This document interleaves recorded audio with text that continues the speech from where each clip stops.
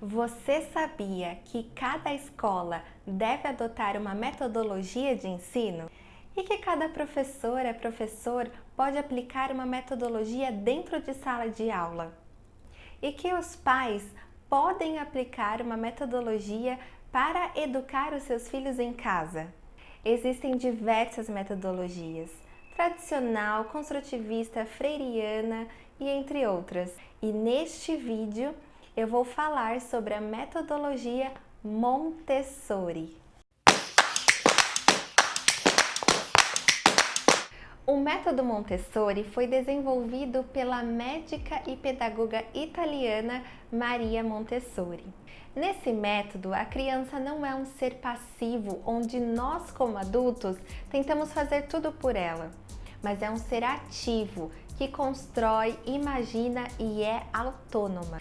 Montessori dizia que nunca devemos interromper uma criança quando ela está fazendo algo que ela realmente acredita que consegue fazer sozinha.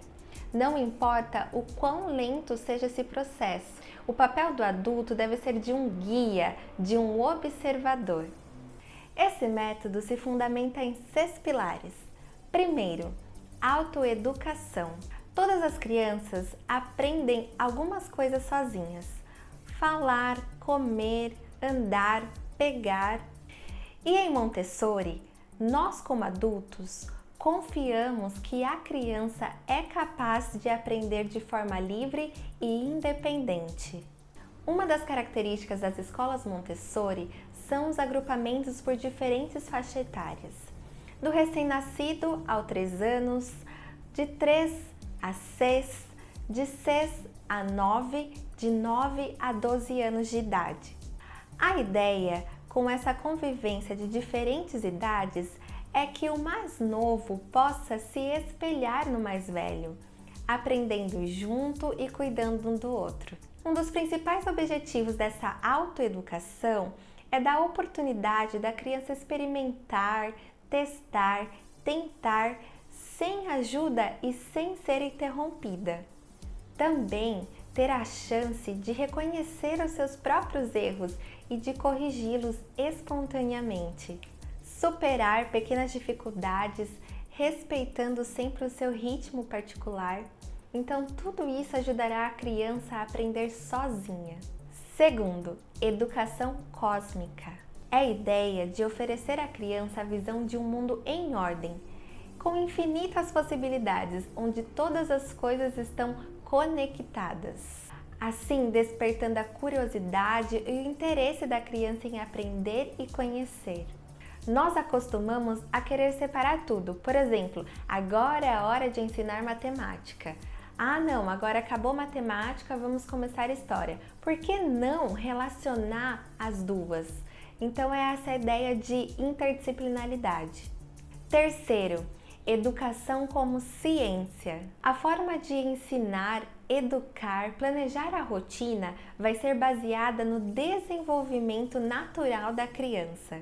Então, antes de querer apresentar algo novo, você deve parar e observar, tentando compreender quais são as necessidades reais da criança, qual a abordagem a adotar para cada criança e qual o momento certo. Por exemplo, vocês estão em uma festa e algum imprevisto aconteceu, você precisa ir embora agora. E você não quer que o seu filho ou sua filha dê aquele show na frente de todo mundo.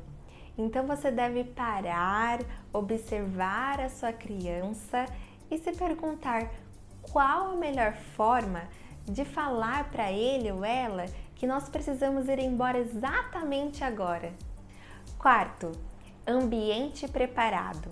É um ambiente que ofereça liberdade para a criança, ou seja, tudo deve estar acessível. Por exemplo, a criança quer beber água, ela não precisa falar: "Ô mãe, ou professora, eu quero beber água, você pode pegar para mim?" Em uma casa ou em uma sala de aula acessível, ela não vai precisar da sua ajuda, porque ela sabe onde está o copo, onde está o bebedouro e ela consegue pegar sozinha.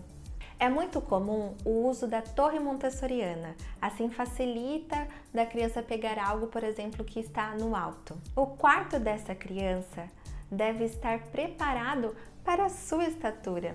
Por exemplo, a cama no chão, assim você não precisa pegar a criança, colocar em cima do berço. Ela quer sair, pegar a criança, colocar no chão. E assim como as outras coisas também, para ela pegar sua roupa, então tudo deve estar preparado e acessível para a sua estatura. As salas de aula são muito organizadas, com diversas prateleiras que contêm diversos trabalhos. Importante ressaltar que no método Montessori não se usa muito a palavra brinquedo, mas sim a palavra trabalho, que são os materiais pensados de acordo com os estágios de desenvolvimento infantil, que respeita o ritmo de trabalho e a necessidade de repetição de cada criança. É muito comum o uso de tapetes ou tatames, então a criança vai lá, escolhe a atividade que ela quer trabalhar naquele momento, coloca naquele tapete e assim que ela terminar ou se ela se interessar em fazer outra atividade, ela vai guardar e colocar exatamente no mesmo lugar que estava. Quinto, adulto preparado. É aquele que confia na criança e busca nos atos delas as suas verdadeiras necessidades. Esse adulto tenta oferecer os meios para que essa criança aprenda aquilo que é importante e que também possa enfrentar os obstáculos e aquilo que ela ainda não conseguiu captar. Esse adulto nunca ajuda mais do que o mínimo necessário, mas ele acredita que a criança pode fazer sozinha determinada tarefa ou determinada situação, mas ao mesmo tempo ele sempre está presente para que a criança possa entender que a qualquer momento ela pode pedir a sua ajuda. Sexto, criança equilibrada.